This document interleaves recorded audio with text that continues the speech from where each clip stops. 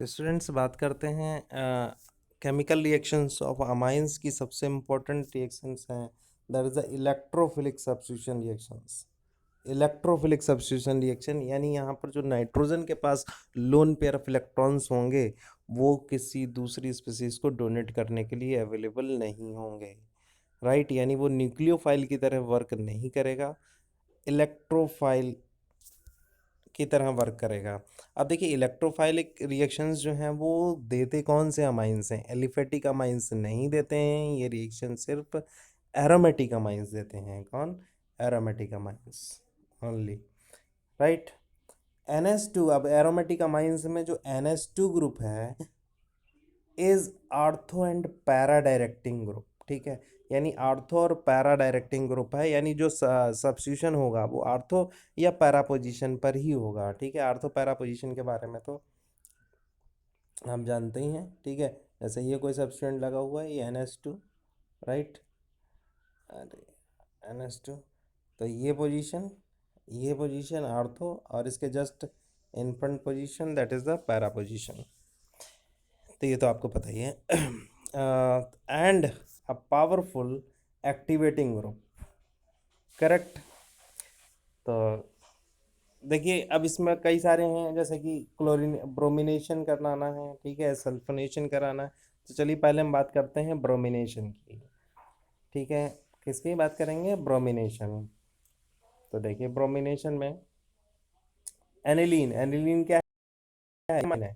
reacts with the bromine water at room temperature to give a white precipitate of 2,4,6 tribromoaniline।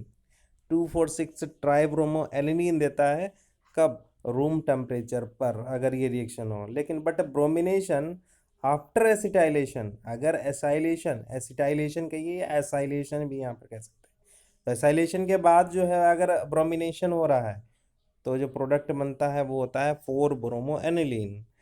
देखिए कुछ इस तरीके से पहली वाली रिएक्शन में देखते हैं, ये एनिलीन है, अगर ये रूम टेम्परेचर पर रिएक्शन हो रही है, राइट, यानी ये पहली वाली केस, तो उसमें क्या होगा? ये देखिए ब्रोमीन वाटर है, ठीक है, ब्रोमीन वाटर के साथ एनिलीन का रिएक्शन होता है तो ये प्रोडक्ट बनता है, राइट। और इस प्रोडक्ट का नाम है 2,4,6 ट्राइब्रोमो एनिलीन और ये वाइट प्रेसिपिटेट फॉर्म में होता है, ठीक है। मोस्ट इंपॉर्टेंट तो देखिए इसकी आर्थो ये वाली पोजीशन और ये पैरा पोजीशन, ये दोनों क्या हैं? ऑक्युपाइड हो गई, सारी पैरा आर्थो पोजीशंस ऑक्युपाइड हो गई बाय द ब्रोमीन, राइट। उसके साथ साथ as a by product HBr भी आउट होता है। लेकिन अगर इसका हमें सबसे पहले क्या करा लें? अगर एसाइलेशन करा लें, ठीक है, एसाइलेशन या एसिटाइलेशन, तो एनहाइड्राइड से यहाँ पर क्या कराया गया है? एसाइलेशन। ये एनहाइड्राइड से रिएक्शन आपको पहले भी बता चुके हैं, इसको हम एसाइल ग्रुप का एडिशन या एसाइलेशन कहते हैं, राइट। तो यहाँ पर जो प्रोडक्ट बन रहा है पहले स्टेप में वो बन रहा है एसिटेनिलाइड, ठीक है। एसिटेनिलाइड में ये देखिए ये जो ग्रुप है ना, ये आपका ग्रुप यहाँ से आएगा, राइट। ये ग्रुप पूरा का पूरा यहाँ ऐड हो जाता है, बाकी बचे हुए ग्रुप में क्या होता है? एक जो है वो हो जाएगा H प्रोटॉन, जो कि यहाँ से इस नाइट्रोजन के पास दो प्रोटॉन्स थे, एक प्रोटॉन जो है वो इसके साथ आ जाएगा और एसिटिक एसिड भी फॉर्म हो जाएगा, राइट। तो ये आपका मेन प्रोडक्ट बना जाके एसिटेनिलाइड। अब इस एसिटेनिलाइड की, ठीक है, इसकी रिएक्शन नहीं करानी, ओनली एसिटेनिलाइड की। अगर एसिटेनिलाइड की रिएक्शन फिर ब्रोमीन वाटर से अब कराते हैं, ठीक है, यानी तो पहले स्टेप में ये क्या हो गया? द फर्स्ट स्टेप एसाइलेशन, ठीक है। और ये reaction in the presence of pyridine होती है, पिरिडीन जो है वो यहाँ पर as a mediator, medium work करता है। अब देखिए तो पहला स्टेप में क्या बना? एसाइल ग्रुप का एडिशन हो गया, एस्टेनिलाइड बना, राइट। अब दूसरे स्टेप में ब्रोमिनेशन होगा, तो ब्रोमिनेशन यहाँ पर अब जो ब्रोमिनेशन हो रहा है, ठीक है, तो यहाँ पर जो ये पैरा पोजीशन है, ठीक है, इन पोजीशंस पर नहीं हो रहा है, केवल और केवल पैरा पोजीशन पर ही जो है ब्रोमीन सब्स्टिट्यूट हो रहा है, राइट।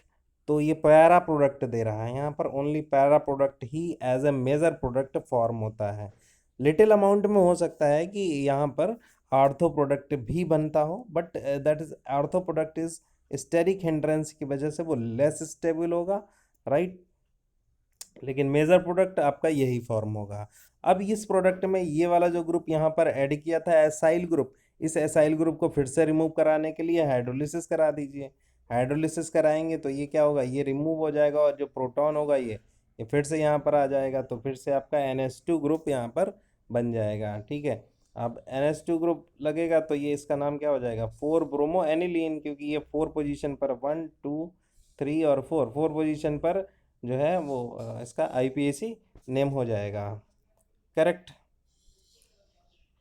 अब बात करते हैं कि IPAC नेम, इसका एक एस्टेनलाइड का IPAC नेम क्या है, that is the N phenyl ethanamide. क्या नाम है इसका, एन फिनाइल इथेनामाइड।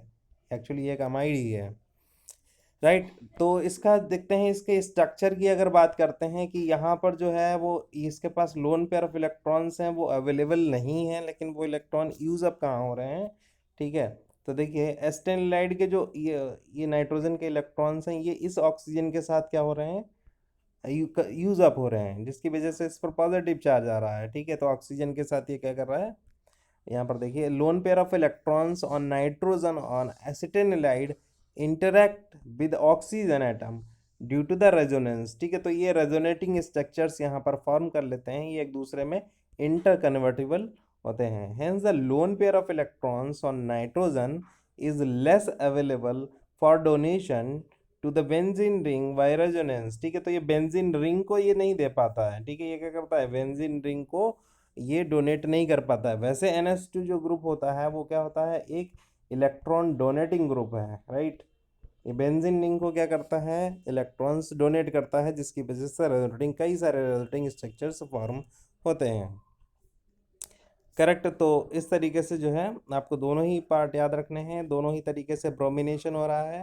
ठीक है, पहले स्टेप में क्या ब्रोमिनेशन कैसे हो रहा है, दूसरे में दूसरा तरीके में प्रोडक्ट। ठीक है, दोनों तरीकों में क्या है, अलग अलग प्रोडक्ट बन रहे हैं, राइट।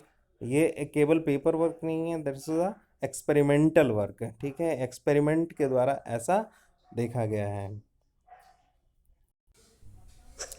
सब्सक्राइब कीजिए, बेल आइकन प्रेस करिए, मिलते हैं नेक्स्ट वीडियो में। Thank you.